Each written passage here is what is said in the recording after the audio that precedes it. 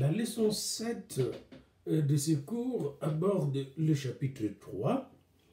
Et à partir de ce chapitre 3, nous allons vous conseiller, vous demander de toujours terminer le cours par des dyades, c'est-à-dire deux personnes qui se regroupent, qui se mettent ensemble et pratiquent ce que nous venons de voir. Et après ces dyades, les deux personnes vont aller solliciter deux ou trois personnes à l'extérieur du cours, c'est-à-dire à la cité, et vont faire le même exercice. Et finalement, en stage, vous ferez la même chose. Ok? Alors, nous commençons cette septième leçon en abordant la question pratique de l'établissement de rapports de travail, de l'alliance du travail et de la relation thérapeutique.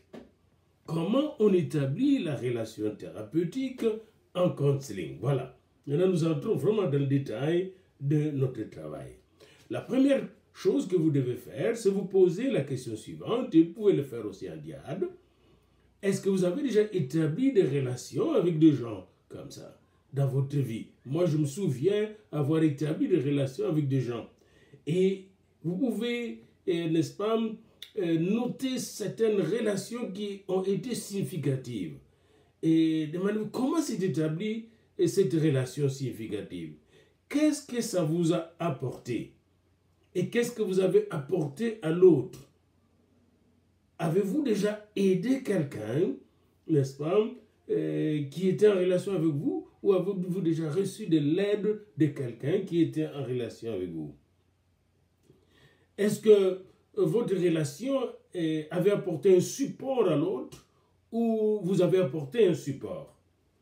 Est-ce que votre relation était édifiante, une relation qui vous épanouissait, vous aidait à vous développer, ou étouffante? Est-ce que vous étiez à l'aise dans cette relation ou pas? Est-ce que vous aviez de querelles dans cette relation ou pas? Alors, est-ce que vous aimez être avec cette personne souvent ou pas? Voilà. Hein? Est-ce que vous avez souvent des confrontations avec cette personne ou pas? Est-ce que vous avez des conflits sociaux, économiques, financiers avec cette personne ou pas? Est-ce que vous étiez de la même culture, de la même vision du monde, ou des visions du monde différentes, d'une culture différente, de langues maternelles différentes? J'ai eu beaucoup de gens qui étaient très proches de moi, qui n'ont jamais partagé ma culture maternelle. Et d'ailleurs, dans ma propre culture maternelle, je n'ai jamais eu vraiment des relations très proches comme j'en ai eu à l'extérieur de ma culture maternelle. Alors, les clients qui vous arrivent, et là nous entrons un peu dans notre leçon, qui vous arrivent auprès de vous, vient auprès de vous vous solliciter pour obtenir des réponses à ces problèmes, à ces questions. Il veut se sentir pris en charge. Il veut réaliser que cette personne prend soin de lui faire attention à ses problèmes. Cette personne le comprend, cette personne travaille de façon authentique, réelle, et ne joue pas le jeu. Et par conséquent, la première chose qu'il faut faire, c'est établir un rapport avec la personne. Et le rapport peut être émotionnel. Quand vous saluez, par exemple, quand Marie est allée visiter Élisabeth, leur rapport était un rapport émotionnel. La même chose quand l'archange Gabriel avait visité Zacharie, leur rapport était assez émotionnel quand même. Vous voyez, hein? Même s'ils se parlaient de choses très sérieuses, vous voyez, la confrontation était assez émotionnelle. Même lorsque Paul est arrivé, ou Saul est arrivé dans la communauté des chrétiens à Jérusalem, comme tout le monde a dit attention, faites attention à lui, ouais, faites attention à lui. Donc la rencontre, les rapports peuvent être très émotifs. Le rapport peut être froid. Le rapport peut être indifférent. Alors, comme counselor, comme thérapeute, comme pasteur, vous devez savoir bien accueillir les gens. Pas être artificiel, mais bien accueillir les gens pour les mettre à l'aise. Commencez par bien établir le rapport humain avec la personne. Et après avoir établi le rapport avec la personne, le contact, le premier contact avec la personne, dans des bureaux de counseling, on prend même on remplit un formulaire. Je vous donnerai à la fin du cours une copie de ce formulaire qu'on appelle intake, c'est-à-dire quand vous arrivez, on prend toutes les informations sur la personne, son nom, son prénom, son âge, son travail, ses maladies, ses médicaments qu'il prend, etc. On s'informe sur la personne.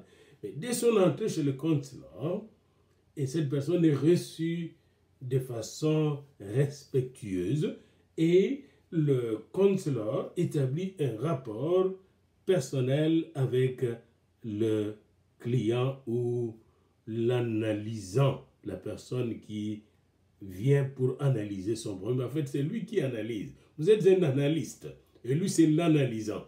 Hein? Et vous êtes un consulté, et lui, c'est le consultant. Vous voyez, il y a le consulté et le consultant. L'analysant et l'analysé. Alors, on peut utiliser le terme en tant qu'analysant. La personne vient vous trouver, et vous, l'analyste, vous recevez la personne, vous établissez un rapport direct avec la personne.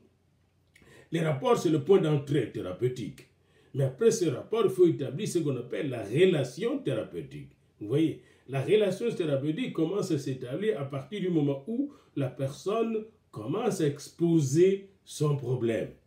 Alors ici, la relation thérapeutique, selon Gelso, G-E-L-S-O, Gelso et Carter, qui ont étudié ce problème en 1994, selon Gelso et Carter, cette relation thérapeutique comprend probablement 3 dimensions. La première dimension, c'est l'alliance de travail. La personne qui arrive ne vient pas pour jaser, pour causer, mais pour un travail très sérieux, un travail clinique. Donc, il y a l'alliance de travail.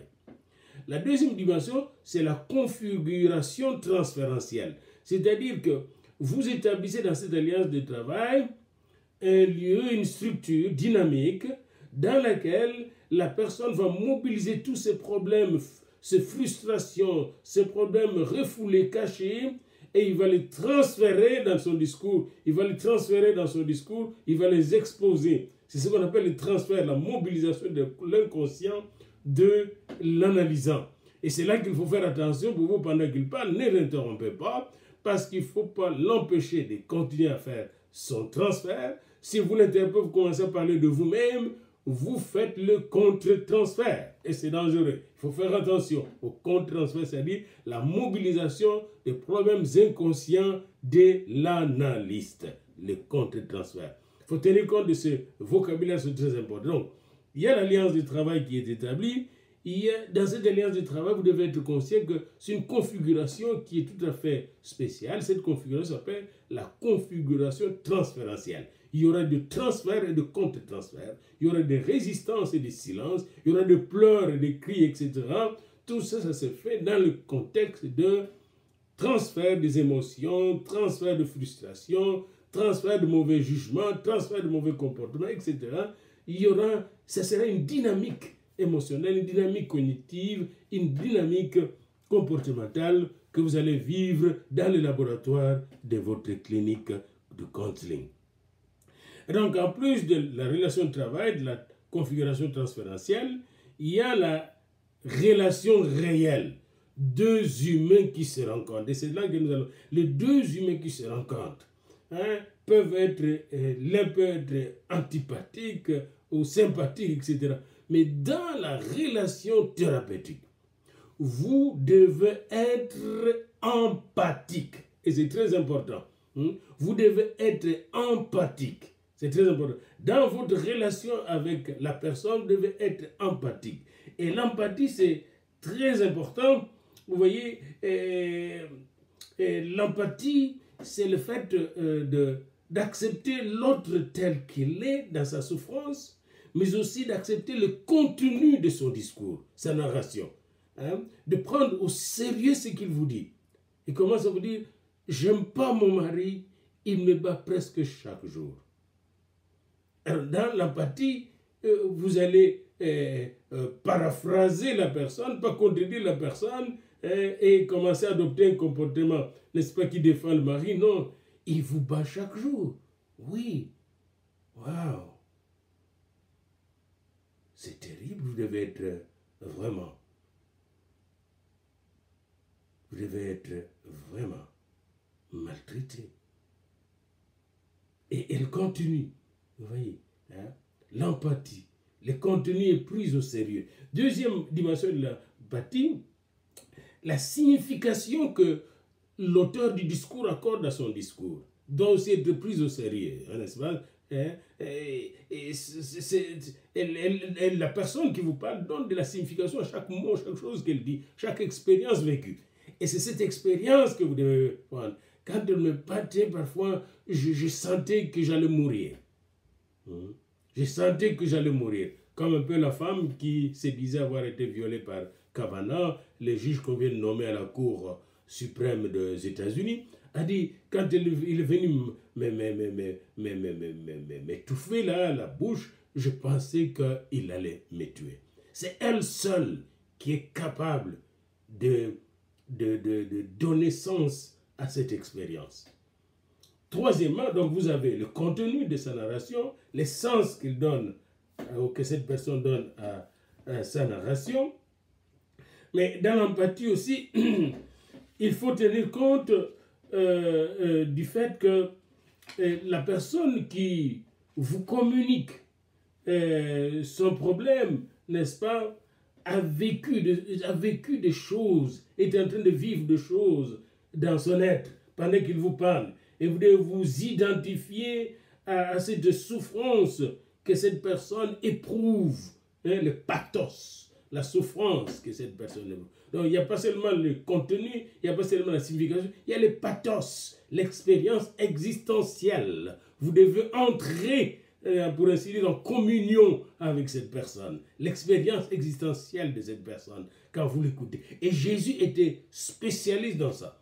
Il savait entrer dans l'expérience existentielle de la personne, de la femme samaritaine, de Nicodème, de Zachée. Et je reprendrai avec vous un peu du vrai counseling d'orientation que Jésus avait fait dans Luc 24 lors de sa rencontre avec les deux disciples sur le chemin d'Emmaüs. Deux disciples qui étaient totalement en détresse. Détresse cognitive, n'est-ce pas? Détresse émotionnelle et qui risquait d'amener un comportement assez drôle, c'est-à-dire ça pouvait les amener dans le scepticisme, n'est-ce pas, et à renier tout ce auquel ils avaient cru, n'est-ce pas.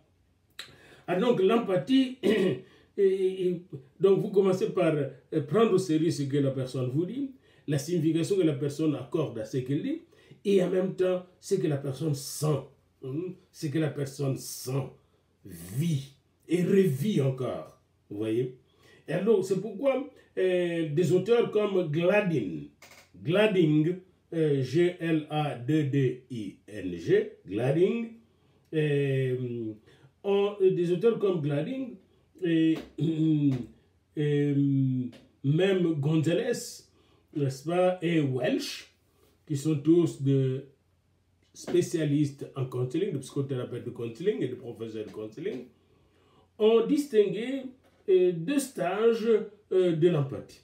Le premier stage, c'est le stage primaire de l'empathie. En fait, le premier stage s'arrête aux deux premières dimensions que je connais. La narration, le contenu de la narration et le sens de la narration. On est au niveau de la communication, si vous voulez. Tandis que le deuxième stade avancé de l'empathie, le stade avancé, qui dépasse les stades primaires, c'est le stade de la communion avec les sentiments de la personne. Communion avec ce que la personne sent, ce que la personne vit à l'intérieur d'elle-même. Et très peu de gens ont cette habitude, cette capacité plutôt, cette intelligence émotionnelle qui donne la possibilité d'entrer à l'intérieur de l'autre, de sentir comme l'autre, de souffrir comme l'autre, hein, de vivre, de revivre le pathos que l'autre a vécu, est en train de vivre, à cause d'une expérience traumatisante, par exemple. Alors, il y a Robert Kharkouf. Robert Kharkouf, un autre counselor, a conseillé aux counselors professionnels, aux psychothérapeutes, aux pasteurs-thérapeutes, il leur a conseillé d'avoir 5 niveaux d'évaluation de leur capacité empathique. Hein? Comment évaluer ma capacité empathique? Parce que vous savez, dans tout établissement de relations thérapeutiques, l'empathie joue un grand rôle. Alors, comment évaluer ma capacité empathique? Premièrement, je vais regarder si les réponses que je donne à l'autre qui me consulte ont une signification pour l'autre. Est-ce que ça a un sens? Est-ce qu'il les approuve? Est-ce que les réponses que je lui donne touchent ses sentiments? Deuxième niveau. Est-ce que ses sentiments sont touchés? Parfois, il pleure ou crie.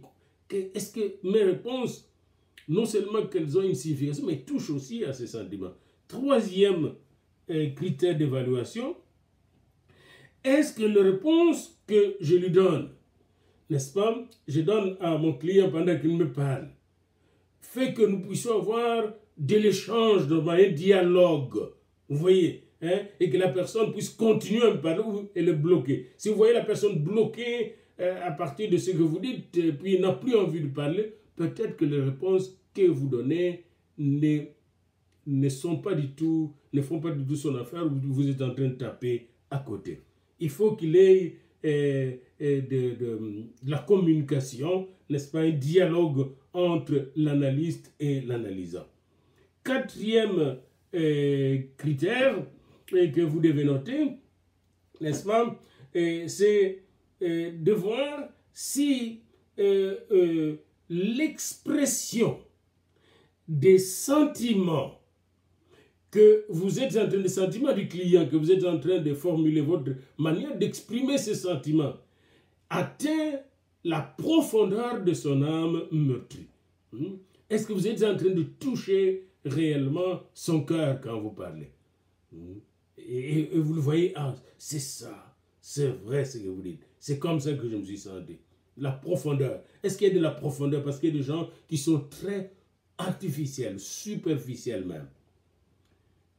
Et finalement, ces réponses significatives, ces réponses qui touchent au sentiment de la personne, ces réponses qui touchent même à sa manière de juger, de voir les choses, ces réponses qui sont significatives, est-ce que ça permet au client de s'exprimer davantage et de mieux s'exprimer, voyez, librement, voyez-vous, et de dire seulement sérieusement ce qui se passe en lui dans son cœur.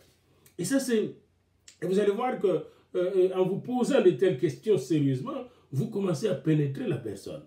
Et qu'est-ce qui arrive? Puisque vous parlez de façon empathique, vous allez être vous-même. C'est la deuxième qualité de la relation thérapeutique.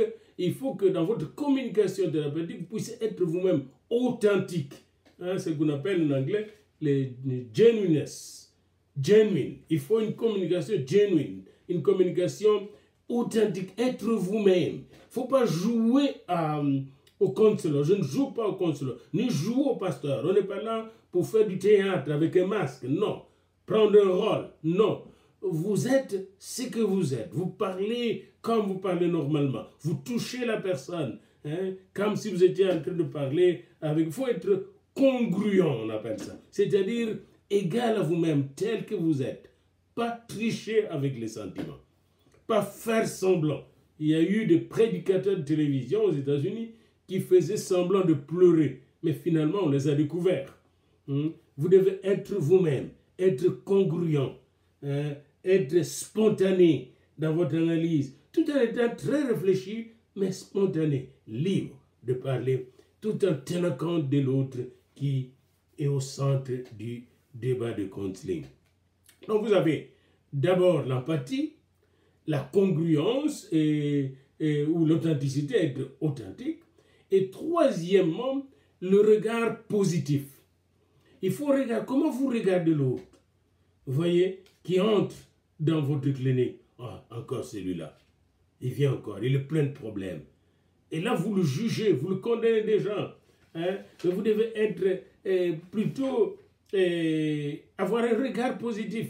Et pour terminer ces petits chapitres, ces regards positifs, je disais, comme cette congruence, cette authenticité dans les dialogues, et aussi comme cette empathie, vont s'exprimer par votre manière de poser des questions. Et vous allez voir, nous aurons tout un cours sur la manière de poser des questions. Comment vous formulez les questions.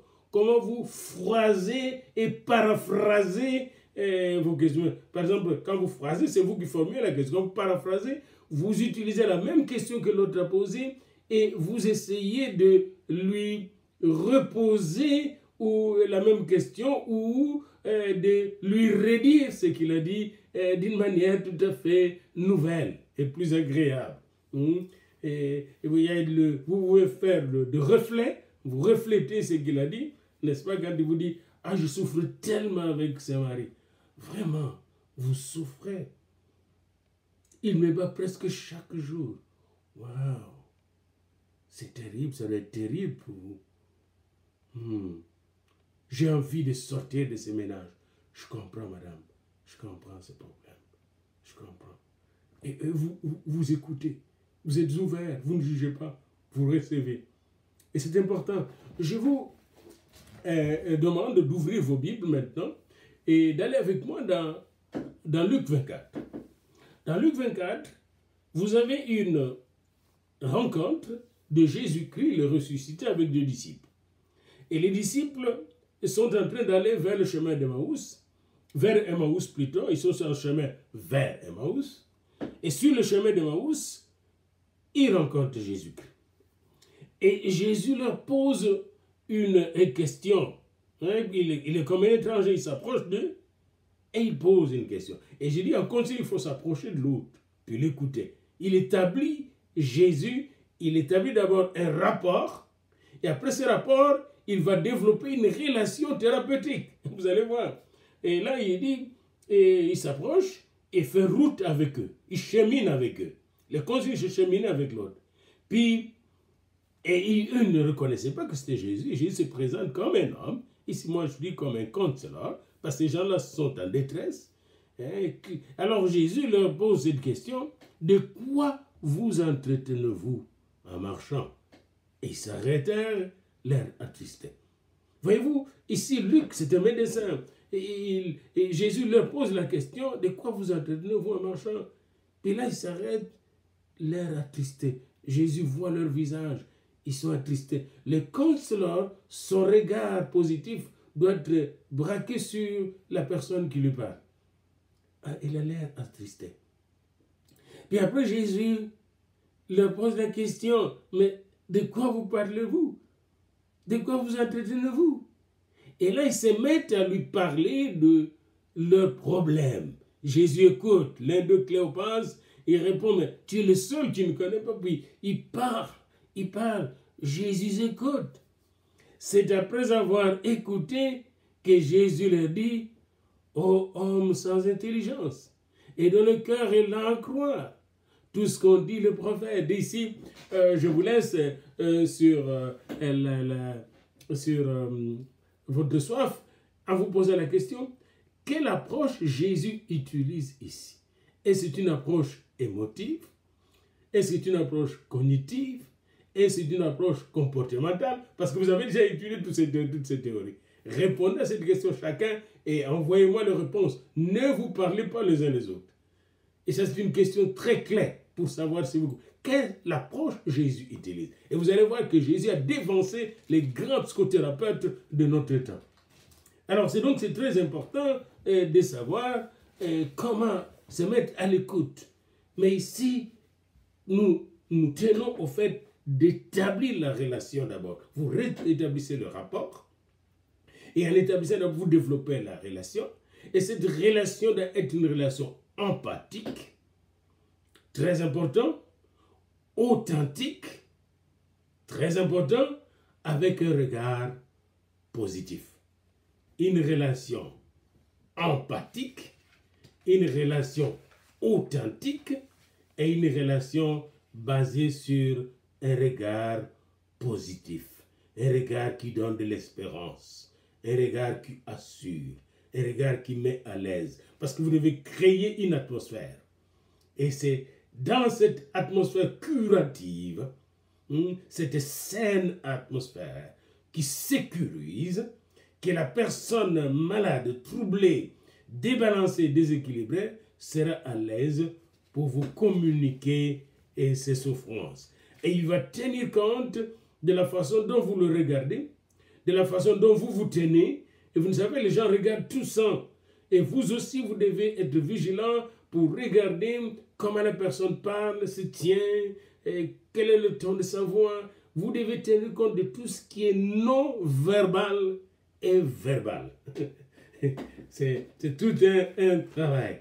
Et petit à petit, vous établissez une relation de travail, une relation thérapeutique qu'on appelle féconde. Et c'est grâce à cette relation thérapeutique féconde que vous allez commencer, n'est-ce pas, votre travail thérapeutique. Maintenant, mettez-vous à deux, puis commencez. L'un est analyste, thérapeute, et l'autre est analysant. Puis vous allez vous changer après de place. Et alors la personne qui entre, vous commencez par établir le rapport de travail. Et après, vous allez établir la relation thérapeutique.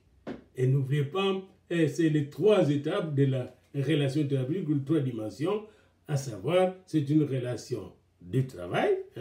Je vous avais dit que la relation thérapeutique est d'abord et avant tout une relation de travail, une configuration transférentielle et une relation réelle.